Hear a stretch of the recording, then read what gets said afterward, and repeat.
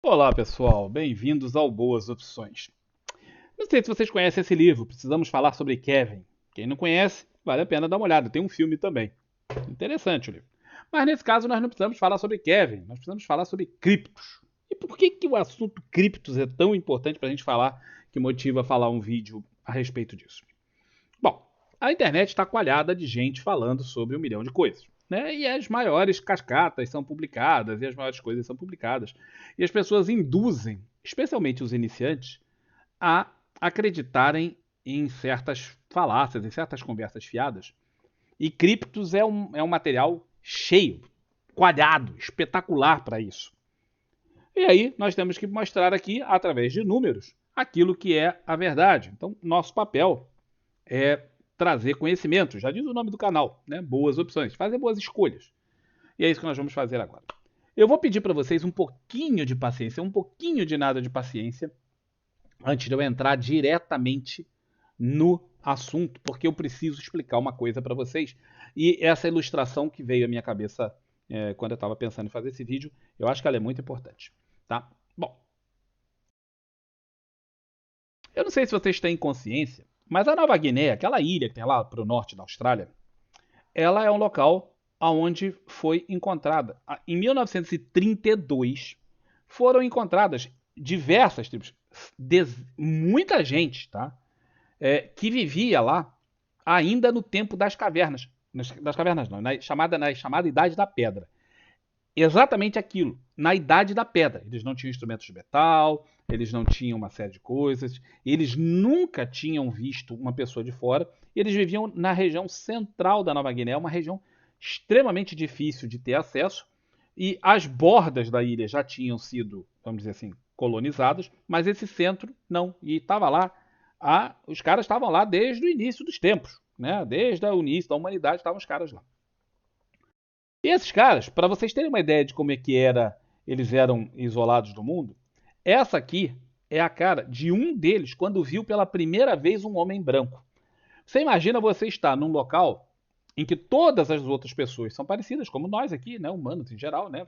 Temos várias raças diferentes, que não são raças, que são etnias diferentes, mas somos todos mais ou menos iguais. De repente chega um marciano, verde, sei lá, né, esquisito. Muita gente ia ter essa cara aí, ou pelo menos essa reação. Essa é a reação de um idoso, né? Não era bem idoso, mas era já um ancião, considerado lá por eles, ao ver pela primeira vez um homem branco. Tá? Essa foi a reação dele, para vocês terem uma ideia. E aqui, ó, nós temos uma foto tirada. Esse aqui foi o tal, o primeiro cara, foi uma dupla, dois irmãos estavam procurando ouro e eles encontraram esse primeiro grupo. Isso aqui foi o primeiro registro com o pessoal da Nova Guiné. Por que isso tem alguma coisa a ver com bolsa de valores, Campos? Tem a ver pelo seguinte: essas tribos da Nova Guiné, elas elas plantavam, elas viviam de agricultura, né? Tinham também colhiam frutas, colhiam essas coisas, mas eles plantavam, eles já tinham agricultura. E essa agricultura eles faziam da seguinte forma: ali era uma região de montanha, tinham vários vales e várias montanhas. Era uma região muito, muito difícil de circular. E quando os holandeses, que foram os caras que chegaram lá primeiro, chegaram, viram que o pessoal tinha, ao invés de ter um terreno grande onde eles plantavam as coisas, cada família tinha pequenos terrenos, terrenos pequenos, espalhados, coalhados em vários locais, seja na parte mais baixa nos vales, seja em diferentes níveis de altitude das montanhas que estavam em volta. E aquilo não fazia o menor sentido para os caras, para os homens brancos, quando chegaram lá. Porque, pô, isso é uma burrice sem tamanho. Por quê? Porque você está aqui embaixo, trabalhando essa terra, agora você tem que pegar todo o teu equipamento, o gado, não sei o quê, e ir lá para cima para mexer naquele outro terreno, pequenininho também, não é um terreno grande, pequenininho também, e trabalhar esse e depois fazer isso no outro, e no outro, e no outro, e no outro. Por que ao invés de fazer isso, vocês não trocam os terrenos uns com os outros, de forma a fazer um terreno grande mais perto, onde todo você possa trabalhar, o outro possa trabalhar, ao invés de você ter que ficar se deslocando. E aquilo foi para os caras da Nova Guiné, lembrando, eles estavam na Idade da Pedra, literalmente na Idade da Pedra. Aquilo foi para eles uma surpresa absurda de ver aquelas pessoas tão avançadas com aquelas armas, com não sei o que tocava música, né? Já tinham aqueles trocinhos de música e tal, rádio, de aba 4. E os caras falando assim, eles olharam e falaram assim, mas que burrice, será que é possível que vocês não têm noção do que estão falando? E os caras, os colonizadores estavam chegando, né? Não, não, por que isso é uma burrice? Isso é otimização, é para você trabalhar o negócio. E os caras explicaram e falaram assim, cara, isso é uma gigantesca burrice. Através das inúmeras gerações, nós aprendemos o seguinte: quando nós dividimos os nossos terrenos em vários terrenos, em locais diferentes, distantes uns dos outros e em níveis de altitude diferentes, nós plantamos em cada um desses terrenos diferentes tipos de coisas, né, de vegetais.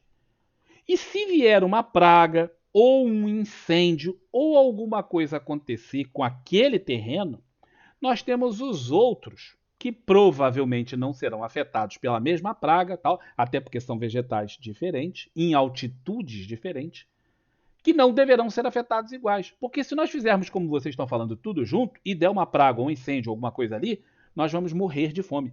E esse morrer de fome é realmente morrer de fome.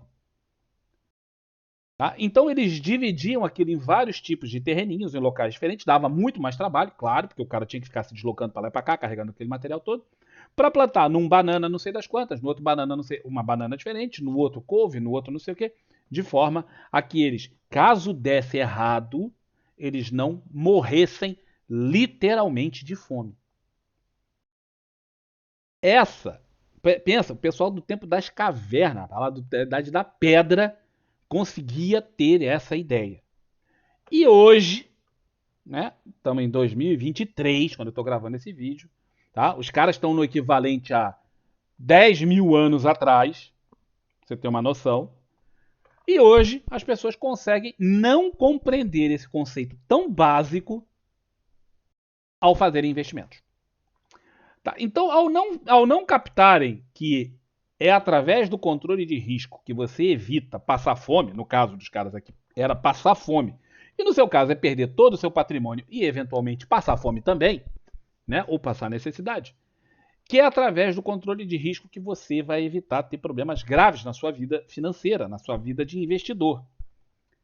Tá? E aonde que entra isso em cripto? O que diabo tem a ver essa história toda com cripto? Tem a ver o seguinte: você vai ver e viu, ou está vendo, ou se você quiser pode procurar, que você vai encontrar uma opção de gente falando que cripto é o melhor investimento do mundo, porque está subindo cento e sei lá quantos por cento, e que o cara tem que investir em cripto, botar grana em cripto, botar grana em cripto. Olha, só que eles não contam o detalhe. O detalhe é que vai dar 150% se você botar todo o seu dinheiro em cripto. Só que você não pode botar todo o seu dinheiro em cripto. Um exemplo bem recente, que eu acho que muita gente aí tá por dentro, é o cara que está lá processando o Barsi, porque, situação, para quem não conhece, o cara era um conhecido, um amigo do Barsi, e tem grana, um cara com grana. E ele foi, conversou com o Barsi, falou, pô, Barsi, o que você me recomenda aí de investimento?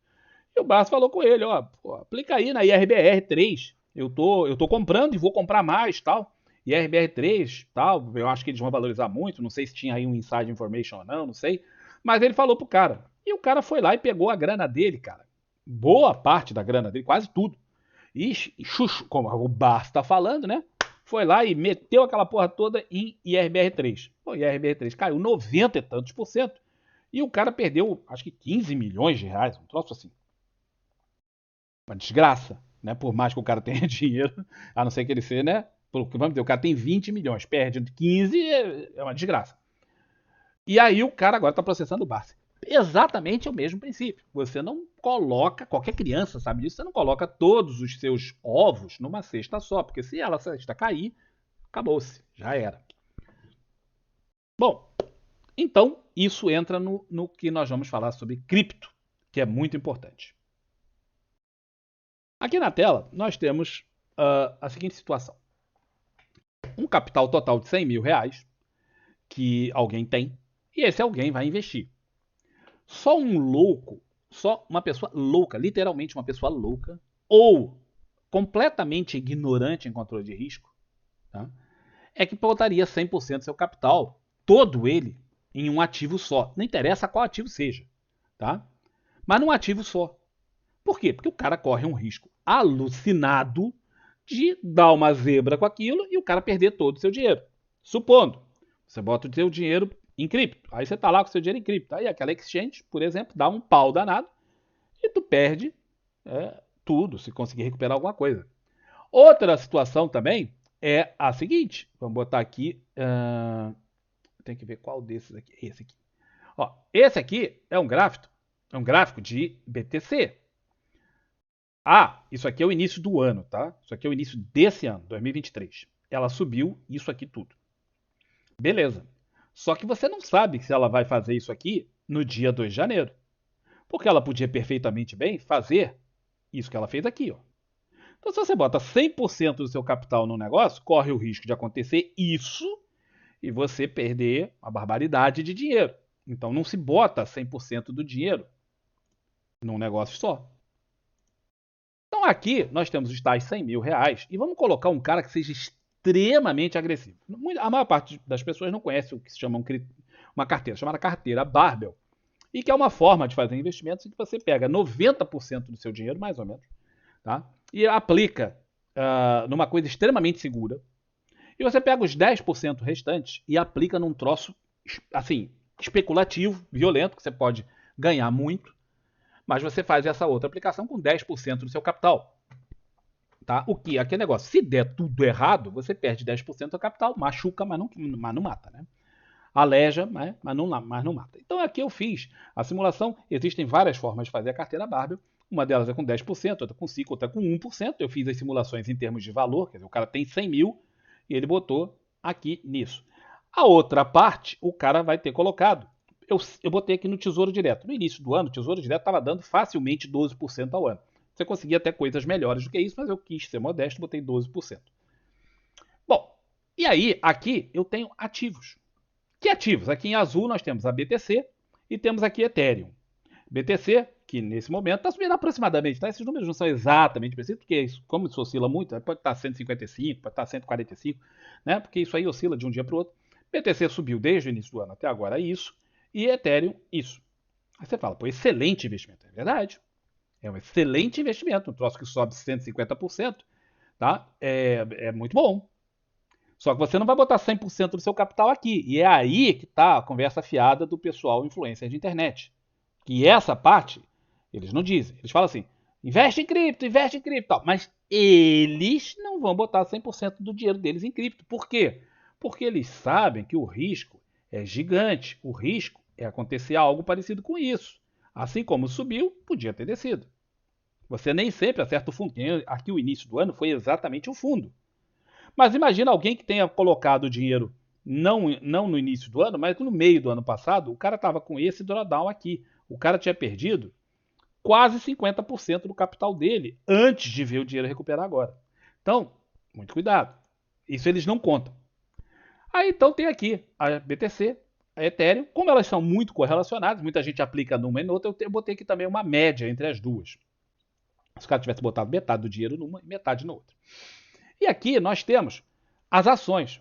Qual o risco da BTC? Além do risco da volatilidade excessiva que ela tem uma volatilidade muito grande, ela tem o problema das exchanges. Dependendo do que muita gente aí perdeu fortunas, porque as exchanges onde o cara botava a grana deu pau, o cara fugiu com dinheiro, né? Teve algumas coisas.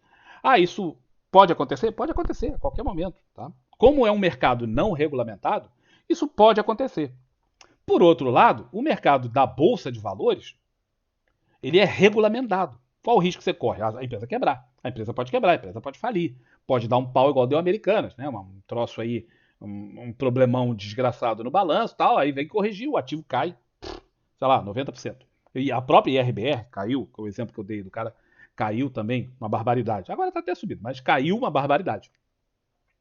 Então o risco que você corre nas ações é justamente da empresa quebrar. Tá? Então aqui temos as variações, porque o pessoal fala, porra, olha como o BTC subiu uma barbaridade. Mas não foi a única coisa que subiu. Supondo um cara que tivesse investido 100% do capital dele em BTC, o cara teria ganho 150%. Pensa o mesmo maluco, ao invés de aplicar em BTC e não correr o risco, por exemplo, das exchanges, o cara tivesse aplicado em SEAB 3. Ele tinha ganho 259%. quase o dobro do que deu a BTC. E mais do dobro do que deu Ethereum. Ou o cara tivesse aplicado em Tenda, ou em Pomo, ele teria ganho mais ou menos a mesma coisa. Olha as variações disso aqui. Portanto, não foi só a BTC que subiu 150% ou 90%. Houve outras coisas muito mais seguras que também subiram e subiram muito. E essas aqui são ações brasileiras. Se você for para você fala assim, mas aqui subiu em dólar, Campos. Pois é. Pensa o seguinte, no início do ano, vamos mostrar agora o Profit. Esse aqui é o Profit e esse é o dólar. Do início do ano para cá, tá? Do início do ano para cá, esse aqui, cadê? O primeiro dia do ano. Dia 2 do ano. No dia 2 do ano para... Só um minutinho que o troço não está colaborando. Do dia 2 do ano para cá, o dólar caiu 12,5%. Então, uma pessoa que tivesse aplicado em dólar lá fora, quando ele repatriar esse dinheiro, ele tem 12,5% de diferença, porque é a diferença do dólar. Ele botou o dólar a um preço mais alto para fora do que ele vai trazer de volta. Mas eu nunca vou trazer o dinheiro. Cara, sai dessa. Vai. Tá? Vai. Voltando aqui ao negócio, tem uma outra conversa. BTC não paga imposto de renda. Errado. BTC tem que ser declarado para o imposto de renda. Isso é um erro comum que as pessoas ignoram, tá? E não declaram. Tá? Mas como também tem gente que não declara rendimento de day trade e fica por aí, daqui a pouco um dia o cara vai ser pego, também BTC tem que pagar imposto de renda. Você tem, mesmo sendo aplicação fora, não sei o quê, você tem que declarar para o fisco brasileiro suas aplicações em BTC e Ethereum. As pessoas não declaram, mas elas estão ilegais e, eventualmente, uma hora que a Receita resolva fazer uma varredura disso, ele pega os últimos 5 anos de investimento que você fez, extensíveis a mais 5, cobra o que ficou para trás, com juros, correção e mais 150% de multa sobre o valor já de tudo isso somado. Portanto, cuidado. Tá? Então, essa ideia de que aqui não paga imposto de renda é conversa fiada. Tá? A pessoa só nega, é diferente. Aí você tem um cara de uma padaria que só nega e o outro cara da padaria que paga todos os impostos. O cara que só nega, eu estou ganhando muito dinheiro mais do que você. Você é um cara bandido, você está roubando, você está sonegando. Não é uma concorrência igual. É você pegar a Shein, que paga lá uma mexaria lá para aqueles funcionários dela lá na China, não sei o que e tal, e comparar com uma empresa brasileira que tem que pagar INSS, aqueles impostos todos, não tem condição de competir. O cara não vai conseguir competir. Tá? Então, aqui o cara está só sonegando. Mas observa as subidas. Supondo que o cara fosse aplicar em dólar, porque ele quer aplicar em dólar, ele tem Nvidia. Nvidia subiu 216% esse ano. Temos aqui a Meta, que subiu 146% esse ano. Qual a probabilidade de uma dessas duas empresas falir? É muito pequena. Pode acontecer, mas é muito pequena. Qual a probabilidade de uma exchange dar pau? Cara, não sei se é pequena ou se é grande, mas algumas aconteceram recentemente. E isso aqui, ninguém mostra. Agora pensa um cidadão que tivesse botado 1% seu capital em cada um desses ativos, quanto que ele teria ganho em reais, tá? Porque aqui você faz direto para reais e aqui eu não estou descontando o prejuízo do cara no dólar, tá bem? Não estou botando o prejuízo que o cara teve no dólar, estou botando que o valor fosse ainda o mesmo em reais. Isso aqui é tudo valor bruto, não tem imposto de renda ainda pago, porque todo mundo tem que pagar imposto de renda, inclusive esses caras. O cara que tivesse posto aqui em Semin teria ganho esses valores. Tá? Então tem aqui várias ações. Tá? E se ele tivesse feito a média das ações brasileiras, ele tivesse investido, ao invés de investir 1% só em cada uma dessas ações, em uma ação só, se ele tivesse investido em todas, ao fazer isso, ele dilui o seu risco. Por quê? Porque pode ser que uma empresa quebre, é verdade. Mas é muito improvável que 7 empresas diferentes, de setores diversos, todas vão à falência ao mesmo tempo. É muito improvável. Então, o cara que tivesse colocado a sua grana aqui, o seu 1% nessas empresas, teria como resultado médio esse valor aqui. Certo? E aqui 5% e aqui 10%. E aí vamos comparar os valores. Quanto que o cara teria se ele tivesse aplicado nessas empresas ou exclusivamente em BTC o mesmo valor? Mesmo valor. Tá? Os 10%. Você observa que BTC bateu várias dessas ações, mas não foram todas. Tá? A BTC perdeu para Pomo, para Tenda, para Seab, tá? E ganhou dessas aqui de cima. E se fosse na média, aí aqui tem o seguinte, o cara botou 70% do capital dele nessas empresas. Tá? 70%. Que é uma carteira facilmente que as pessoas podem colocar. E o resto ele botou em renda fixa. Se ele botar os 70% aqui, quanto que ele tirou na média? Com um risco extremamente baixo de todas essas empresas falirem ao mesmo tempo. Ele tirou isso, o que bate a BTC. E bate de longe a Ethereum. E bate também de longe a média das duas. Captaram que isso aqui não é a maravilha que estão mostrando? Tem um enorme risco, tem uma enorme volatilidade e não ganha de vários ativos que tinham aqui no Brasil disponíveis para qualquer um aplicar? E se o cara tivesse feito isso com as ações, incluindo as ações dos Estados Unidos, ele tivesse aplicado nas ações brasileiras e nas americanas, tá? Para poder diversificar o seu risco, né? Ele botou também em dólar, tal. O cara também teria ganho bastante mais do que a BTC ou do que o Ethereum. Captaram?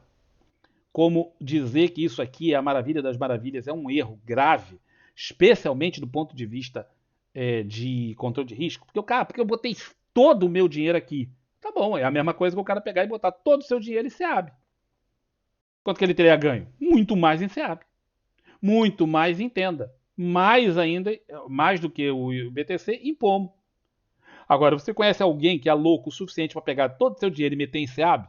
Se vocês não lembram do gráfico de SEAB, o gráfico de SEAB é esse aqui. Ó. SEAB 3. Esse é o gráfico semanal de SEAB. Você conhece alguém que ia aplicar o dinheiro aqui no início de janeiro? O início de janeiro foi aqui, tá, galera? Nisso, todo o capital do cara, ele ia botar aqui? Eu duvido. Eu duvido. Pode ter, sempre tem um doido. Mas é doido, é aquilo que a gente fala. Louco, cara, a gente não discute com louco. Você nem cruza o linha com o louco, senão ele vai encher o teu saco. Então, existe a possibilidade de que algum louco tenha feito isso. Também existe a possibilidade de que algum louco tenha colocado todo o seu dinheiro em BTC. Mas eu duvido. Eu duvido especialmente que sejam os influencers que ficam falando nisso o tempo inteiro, pela internet, ou do Instagram e tudo quanto é canto. Eles não fazem isso por quê? Porque eles não são burros. Tá? Eles não são burros de fazer um negócio desse. Porque eles têm noção de que através de controle de risco, isso é uma loucura. Loucura. E, portanto, eles não fizeram com as suas próprias carteiras. E se fizeram, deram mole, porque podiam ter ganho muito mais aqui.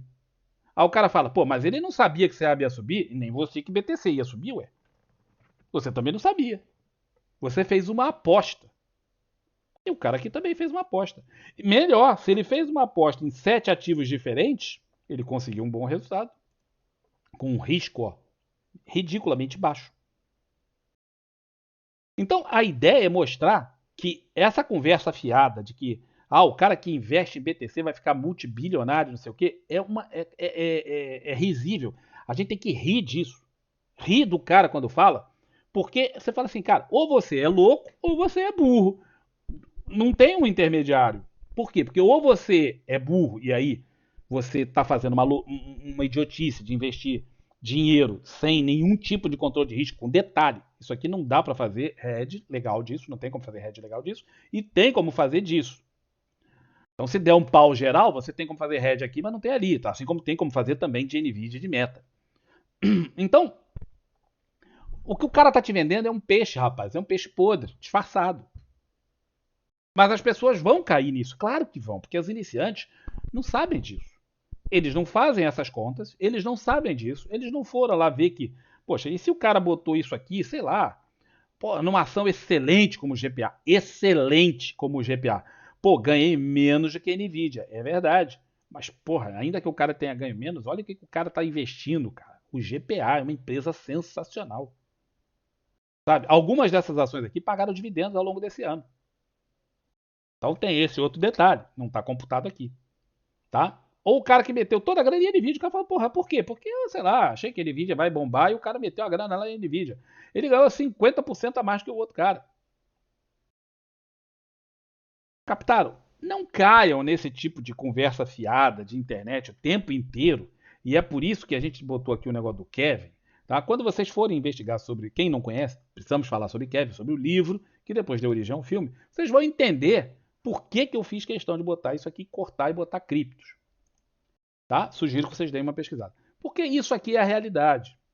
Tá? A realidade é que você não bota todo o seu dinheiro, todo o seu capital num lugar só, como os caras lá da Idade da Pedra já sabiam. Você não coloca tudo num lugar só, porque se der errado, você vai passar fome. E fome mata. E quebrar mata o trader. O trader vive do seu capital. Se você perder o seu capital, ou 70% ou 80% do seu capital, você está morto. Não tem volta para quem perde. Com raríssimas exceções, não tem volta para o cara que perde 80%, 85% do seu capital. Não vai voltar. Tá? O cara está morto no mercado. E está aqui a realidade em números para vocês fazerem as contas. Tá? Então, aí eu botei aqui embaixo também a soma do que o cara teria se ele botasse a grana em tesouro, certo? E o percentual aqui. Quanto que o cara ia tirar?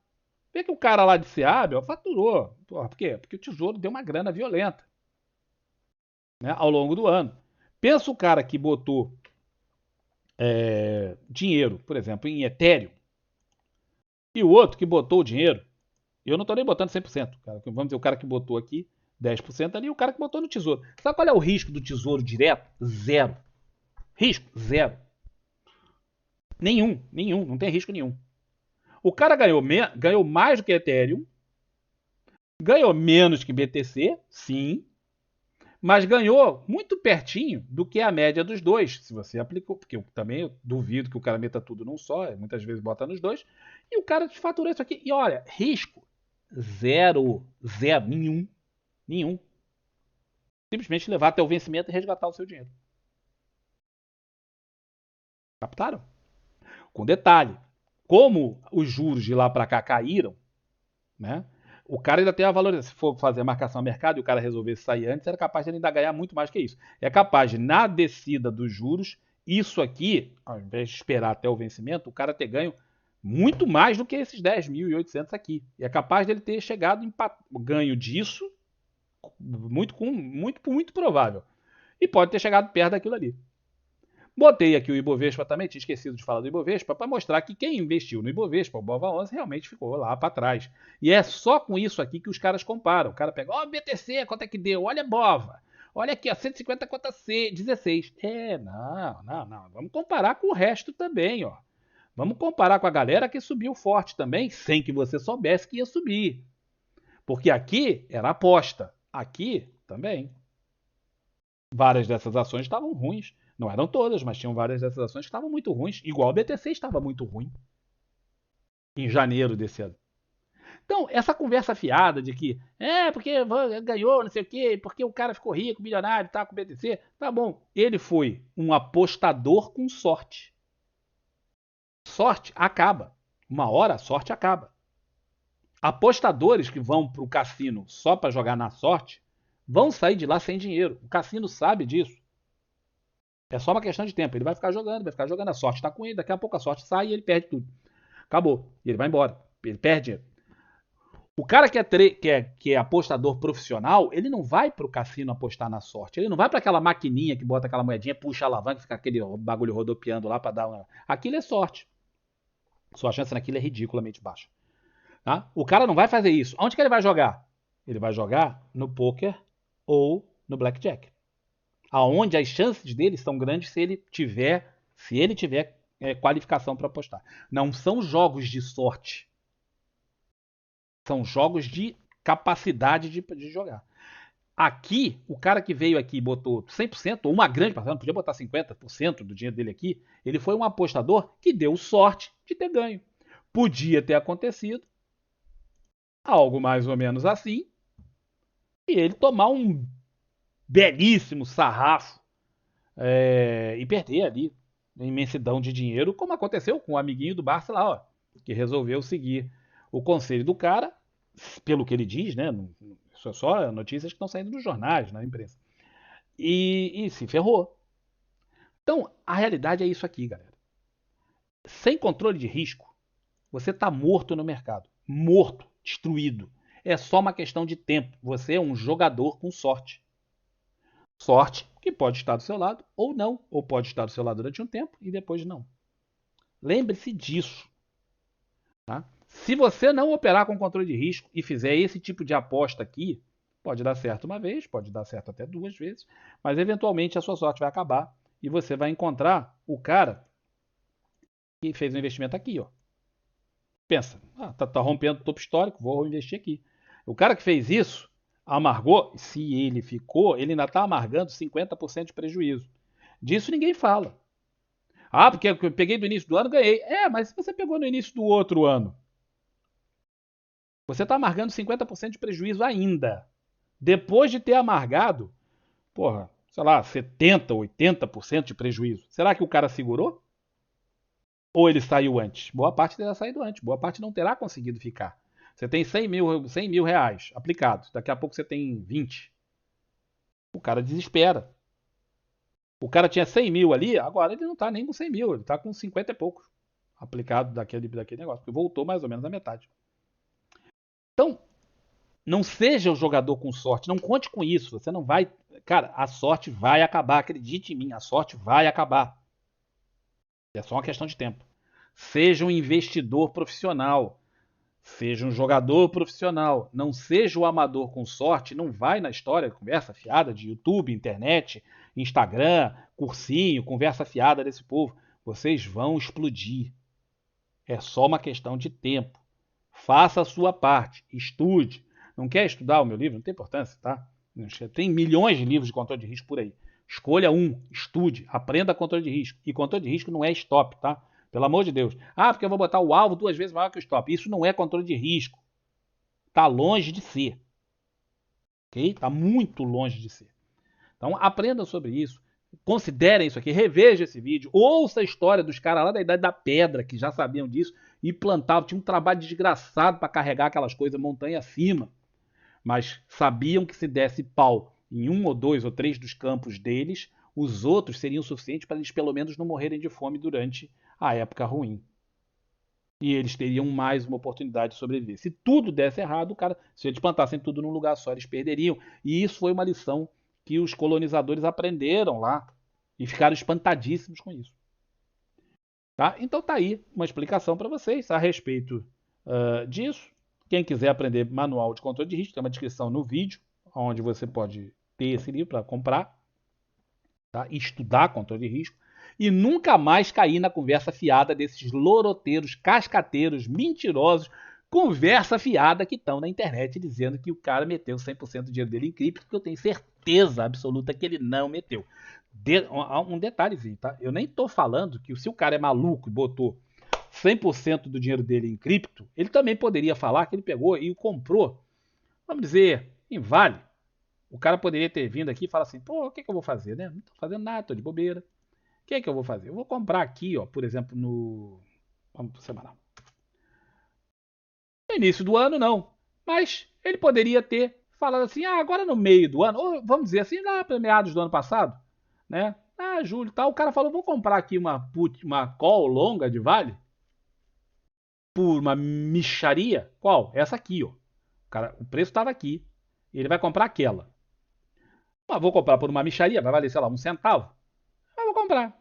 E aí o cara ganhou, sabe quanto que ele deve ter ganho nisso aqui? Sei lá, uns 10 mil, 15 mil% o cara deve ter ganho aqui.